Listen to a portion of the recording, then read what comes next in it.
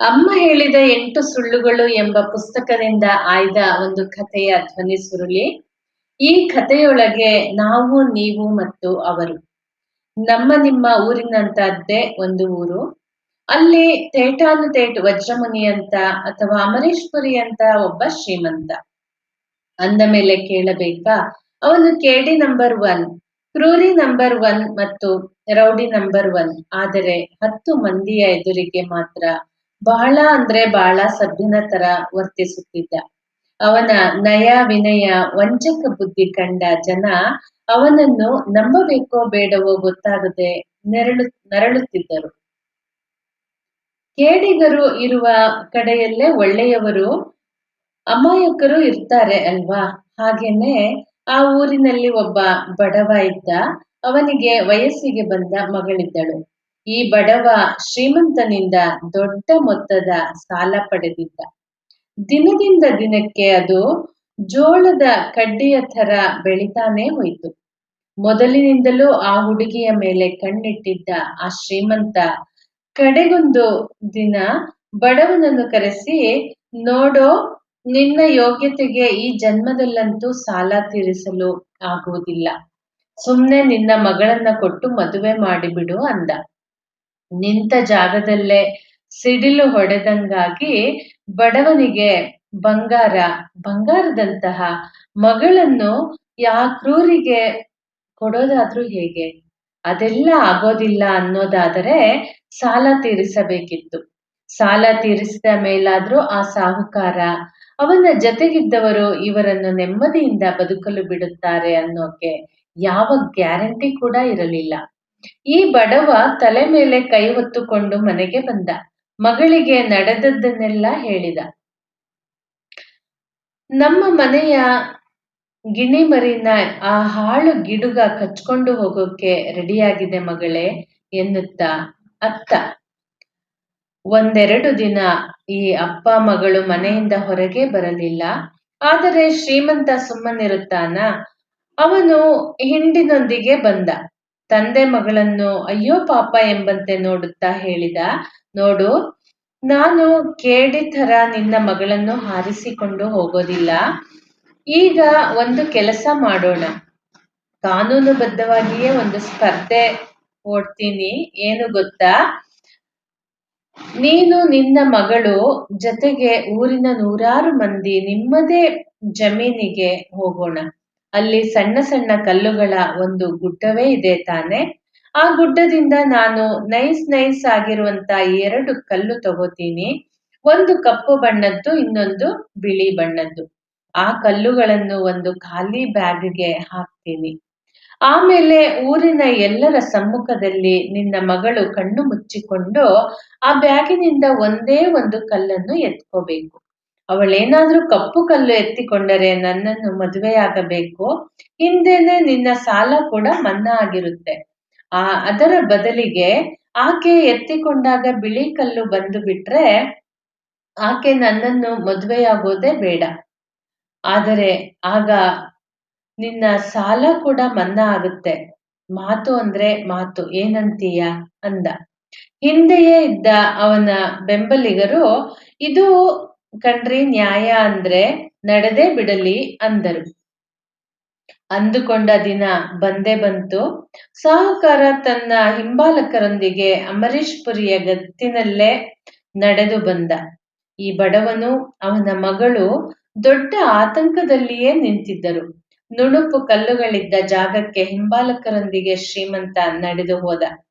ಆತ ಆ ರಾಶಿಯಿಂದ 2 ಕಲ್ಲುಗಳನ್ನು ತೆಗೆದು ಖಾಲಿ ಬ್ಯಾಗಿಗೆ ಹಾಕಿದ್ದನ್ನು ಎಲ್ಲರೂ ಗಮನಿಸಿದರು.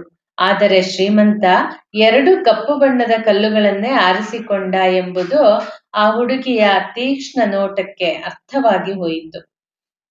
ಅದರ ಅರ್ಥ, ಈ ಹುಡುಗಿಗೆ ಬೇರೆ ಆಯ್ಕೆಯೇ ಇರಲಿಲ್ಲ. ಆಕೆ ಊರ ಜನರ ಮಧ್ಯೆ ಏನೂ ಜಾಣತನ ಪ್ರದರ್ಶಿಸುವಂತೆಯೂ ಇರಲಿಲ್ಲ. ಬ್ಯಾಗಿನೊಳಗೆ 2 ಕಪ್ಪು ಕಲ್ಲುಗಳೇ ಇದ್ದುದರಿಂದ ಆಕೆಯ ಕೈಗೆ ಕಪ್ಪಗಿನದ್ದೇ ಸಿಗುತ್ತಿತ್ತು. ನಿಯಮದ ಪ್ರಕಾರ ಅದನ್ನೇ ಎಲ್ಲರಿಗೂ ತೋರಿಸಬೇಕಿತ್ತು ಮತ್ತು ಶ್ರೀಮಂತನನ್ನು ಮದುವೆಯಾಗಬೇಕಿತ್ತು. ಮೊದಲೇ ನಿಬಂಧನೆಗೆ ಒಪ್ಪಿಕೊಂಡಿದ್ದರಿಂದ ನಮಗೆ ಈ ಸ್ಪರ್ಧೆಯಲ್ಲಿ ನಂಬಿಕೆ ಇಲ್ಲ ಅನ್ನುವಂತಿರಲಿಲ್ಲ. ಮೋಸ ಎಂದು ಚೀರುವಂತೆಯೂ ಇರಲಿಲ್ಲ. ಒಂದರೆ ಕ್ಷಣ ಏನು ಮಾಡಬೇಕೆಂದು ತೋಚದೆ ಆ ಹುಡುಗಿ ತಂದೆಯ ಕಡೆ ನೋಡಿದಳು. ಆ ಬಡವ ನಿಂತಲ್ಲೇ ನಡುಗುತ್ತಿದ್ದ. ನನ್ನ ಮಗಳಿಗೆ ಕೆಟ್ಟದಾಗದಿರಲಿ, ತೊಂದರೆಯಾಗದೇ ಇರಲಿ ಎಂದು ಪದೇ ಪದೇ ಪ್ರಾರ್ಥಿಸುತ್ತಾ ಆಕಾಶ ನೋಡುತ್ತಾ ಕೈ ಮುಗಿಯುತ್ತಿದ್ದ. ಶ್ರೀಮಂತನಿಗೆ ಇದೆಲ್ಲ ಯಾವ ಲೆಕ್ಕ? ನಾನು ವ್ಯಂಗ್ಯವಾಗಿ ನಗುತ್ತಾ, ನೋಡು ನೋಡು ಸುಂದರಿ, ನಿನಗೋಸ್ಕರ ಏನು ಮಾಡಲಿ ಹೇಳು? 7 ಸಾಗರ ದಾಟಿ ಬರಬೇಕಾ? ಶಿವನ ತಲೆಯ ಮೇಲಿರುವ ಚಂದ್ರನನ್ನು ತಂದು ಇಡಬೇಕಾ? ಕುಬೇರ ನಾಚುವಷ್ಟು ಸಂಪತ್ತು ತೋರಿಸಬೇಕಾ? ಅಥವಾ ವಜ್ರ ವೈಡೂರ್ಯದ ಮಧ್ಯೆಯೇ ನಿನ್ನನ್ನು ಮುಳುಗಿಸಬೇಕಾ? ಎಲ್ಲದಕ್ಕೂ ನಾನು ರೆಡಿ. ಈ ಸ್ಪರ್ಧೆ ಯಾಕೆ ಬೇಕು? ಸುಮ್ನೆ ಒಪ್ಕೋ ಅಂದ. ಈ ಹುಡುಗಿ ಅದಕ್ಕೆ ನಿಂತಲ್ಲೇ ನಿರಾಕರಿಸಿ ಬಿಟ್ಟಳು. ಅಷ್ಟೇ, ಶ್ರೀಮಂತನಿಗೆ ತಿರುಗಿಸಿ ಹೊಡೆದಂತಾಯಿತು. ಆತ ಒಳಗೊಳಗೆ ಸಿಡಿಮಿಡಿ ಅನ್ನುತ್ತಾ, ಹಾಗಾದ್ರೆ ನಡೆದೇ ಬಿಡಲಿ ಸ್ಪರ್ಧೆ. ಆಕೆಯ ಕಣ್ಣಿಗೆ ಬಟ್ಟೆ ಕಟ್ಟಿ ಬ್ಯಾಗಿನಿಂದ ಆಕೆ ಕಪ್ಪು ಕಲ್ಲು ಎತ್ತಿಕೊಂಡರೆ ನನ್ನನ್ನು ಮದುವೆಯಾಗಬೇಕು. ಒಂದು ವೇಳೆ ಅವಳ ಕೈಗೆ ಬಿಳಿ ಕಲ್ಲು ಬಂತು ಅಂದ್ರೆ ನಾನೇ ಅವಳನ್ನು ಬಿಟ್ಟು ಕೊಡುತ್ತೇನೆ ಎಂದು ಅಬ್ಬರಿಸಿದ. ಹಿಂದೆಯೇ ಆ ಹುಡುಗಿಯತ್ತ ನೋಡುತ್ತಾ ವ್ಯಂಗ್ಯವಾಗಿ ನಕ್ಕ. ಎಲ್ಲರೂ ನೋಡುತ್ತಿದ್ದಂತೆಯೇ ಆ ಹುಡುಗಿಯ ಕಣ್ಣಿಗೆ ಬಟ್ಟೆ ಕಟ್ಟಲಾಯಿತು. ಬಡವನ ಕಡೆಗೆ ಒಂದಷ್ಟು ಜನ, ಶ್ರೀಮಂತನ ಕಡೆಗೆ ಒಂದಷ್ಟು ಜನ ನಿಂತುಕೊಂಡರು. ಎಲ್ಲರಿಗೂ ಕುತೂಹಲ. ಹೀಗಿದ್ದಾಗಲೇ ನಡುಗುತ್ತಲೇ ಮುಂದೆ ಬಂದ ಈ ಹುಡುಗಿ ನಡುಗುತ್ತಲೇ ಬ್ಯಾಗಿಗೆ ಕೈ ಹಾಕಿದಳು. 1-2 ನಿಮಿಷ ಏನೋ ಲೆಕ್ಕಾಚಾರ ಹಾಕಿದವಳಂತೆ ಒಂದೇ ಸಮನೆ ತಡಕಾಡುತ್ತಾ ಕಡೆಗೊಮ್ಮೆ ನಿಧಾನವಾಗಿ ಒಂದು ಕಲ್ಲು ಹಿಡಿದುಕೊಂಡು ನಿಧಾನವಾಗಿ ಕೈ ಮೇಲೆತ್ತಿದಳು. ಅದನ್ನು ಕಂಡಿದ್ದೇ ಶ್ರೀಮಂತನ ಮುಖ ಊರಗಲವಾಯಿತು. ಅಂತೂ ಕಡೆಗೂ ತಂತ್ರ ಫಲಿಸಿತು. ಈ ಬೆಡಗಿ ಇನ್ನೊಂದೆರಡು ಕ್ಷಣಗಳ ನಂತರ ನನ್ನವಳೇ ಎಂದುಕೊಂಡ. ಊರ ಜನರೆಲ್ಲ ಮುಂದೆ ಏನಾದೀತೋ ಎಂದು ಕಾಯುತ್ತಾ ಇದ್ದಾಗ ಈ ಹುಡುಗಿ ಬ್ಯಾಗಿನಿಂದ ಕೈ ತೆಗೆದವಳು ಅನಿರೀಕ್ಷಿತವಾಗಿ, ಆದರೆ ಯಾರಿಗೂ ಅನುಮಾನ ಬಾರದಂತೆ ಆ ಕಲ್ಲನ್ನು ಬೀಳಿಸಿಬಿಟ್ಟಳು. ಮೊದಲೇ ದುಂಡು ದುಂಡಾಗಿದ್ದ ಆ ಕಲ್ಲು ಕ್ಷಣ ಮಾತ್ರದಲ್ಲಿ ಗುಡ್ಡದ ಅದೆಷ್ಟೋ ಕಲ್ಲುಗಳ ಮಧ್ಯೆ ಸೇರಿ ಹೋಯಿತು. ತಕ್ಷಣವೇ ಮುಖ ಚಿಕ್ಕದು ಮಾಡಿಕೊಂಡು ಅಳು ಮೋರೆಯಲ್ಲಿ ಆ ಹುಡುಗಿ ಹೇಳಿದಳು, ಸಾಹುಕಾರ್ರೆ, ಊರ ಹಿರಿಯರೇ, ದಯವಿಟ್ಟು ಕ್ಷಮಿಸಬೇಕು. ನಾನು ಗಾಬರಿಲಿದ್ದೆ. ಆ ಕಾರಣದಿಂದಲೇ ಬ್ಯಾಗಿನಿಂದ ತೆಗೆದುಕೊಂಡ ಕಲ್ಲು ಕೈಜಾರಿ ಬಿದ್ದು ಹೋಯಿತು. ನಮ್ಮ ಸಾಹುಕಾರರ ನಿಬಂಧನೆಗೆ ನನ್ನ ಒಪ್ಪಿಗೆ ಇದೆ. ಆ ಪ್ರಕಾರ ನಾನು ತೆಗೆದಿರೋದು 2ರಲ್ಲಿ 1 ಬಣ್ಣದ ಕಲ್ಲು ತಾನೆ. ಇನ್ನೊಂದು ಬಣ್ಣದ್ದು ಬ್ಯಾಗ್ನಲ್ಲಿ ಒಳಗೆ ಇದೆ. ಅಲ್ಲಿರೋದು ಕಪ್ಪು ಬಣ್ಣದ್ದಾಗಿದ್ರೆ ನಾನು ಎತ್ಕೊಂಡಿರೋದು ಬಿಳಿ ಬಣ್ಣದ ಕಲ್ಲು ಅಂತ ಅರ್ಥ. ಒಂದು ವೇಳೆ ಬ್ಯಾಗಿನೊಳಗೆ ಬಿಳಿ ಬಣ್ಣದ ಕಲ್ಲು ಇದ್ರೆ ನಾನು ಬೀಳಿಸಿರೋದು ಕಪ್ಪು ಬಣ್ಣದ್ದು ಎಂದರ್ಥ. ತಗೊಳ್ಳಿ, ನೀವೇ ನೋಡಿ ಎಂದು ಊರ ಹಿರಿಯರಿಗೆ ಕೊಟ್ಟು ಬಿಟ್ಟಳು.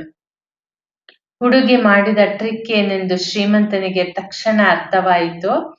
ಅವಳ ಜಾಣತನಕ್ಕೆ ಒಂದರೆ ಕ್ಷಣ ಮೆಚ್ಚುಗೆಯಾದರೂ ಬೇಟೆ ಕೈತಪ್ಪಿ ಹೋದುದಕ್ಕೆ ನಿಂತಲ್ಲಿಯೇ ಒದ್ದಾಡಿ ಹೋದ. ಅದೇ ವೇಳೆಗೆ ಊರಿನ ಮುಖಂಡರು, ಬ್ಯಾಗ್ ಒಳಗೆ ಕಪ್ಪು ಬಣ್ಣದ ಕಲ್ಲು ಸಿಕ್ಕಿದೆ, ಅದರರ್ಥ ಹುಡುಗಿ ಎತ್ಕೊಂಡಿರೋದು ಬಿಳಿ ಬಣ್ಣದ ಕಲ್ಲು ಎಂದೇ ಅರ್ಥ. ನಿಬಂಧನೆಯ ಪ್ರಕಾರ ಇವಳು ಶ್ರೀಮಂತರನ್ನು ಮದುವೆಯಾಗಬೇಕಿಲ್ಲ, ಆಕೆಯ ತಂದೆ ಇನ್ಮುಂದೆ ಸಾಹುಕಾರರಿಗೆ ಸಾಲನ್ನು ಕೊಡಬೇಕಿಲ್ಲ ಎಂದು ಘೋಷಿಸಿಬಿಟ್ಟರು.